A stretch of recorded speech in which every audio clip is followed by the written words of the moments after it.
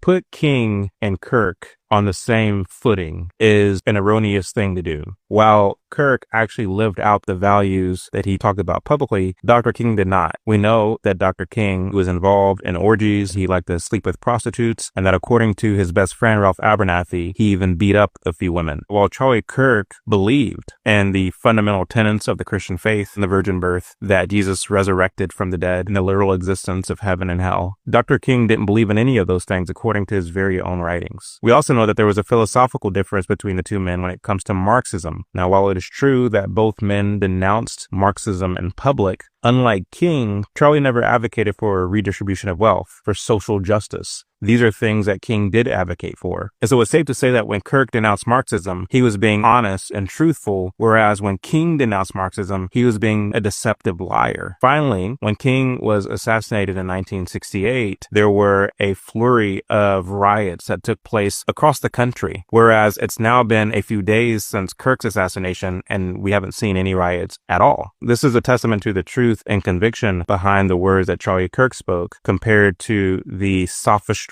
behind the words that Martin Luther King spoke. I would add that although Charlie Kirk and Dr. King were both heavily involved in the political realm, their approach to politics was also strikingly different. Charlie Kirk advocated for people to get right with Christ, for men to step up and be men, for women to be virtuous women of honor. He believed that the government has run amok and we must begin to roll back a lot of that overgrowth in order that we might get back to the true edicts of the Constitution. Whereas King believed that we should expand the role of government, that the government should have a foothold when it comes to things like housing, jobs, and wealth redistribution. The so-called ministers who have taken up the baton after King's passing are apostates, race hustlers, and opportunists. They thrive on race division and conflict. They anger their own people and keep them bitter and poor while they enrich themselves. Meanwhile, I see videos of young men in the aftermath of Charlie Kirk's death saying, I've never been to church before, but I feel inclined now to go to church because that's the kind of thing that Charlie Kirk talked about. I feel inclined to be a better husband, to be a better man, to be a better friend, because that's the kind of person that Charlie Kirk was. This is a testament to fruit. Charlie Kirk was a producer of good fruit, while Dr. King was a producer of bad fruit. None of this is to make light of Dr. King's death. Anytime somebody takes a bullet to the head or neck, it's a tragedy. And my hope for King was that he repented. But we know that the night before he was assassinated, he slept with two women and beat up another woman. And so it's hard to say, while Charlie Kirk took a bullet to the neck while educating college students on what is real versus what is false.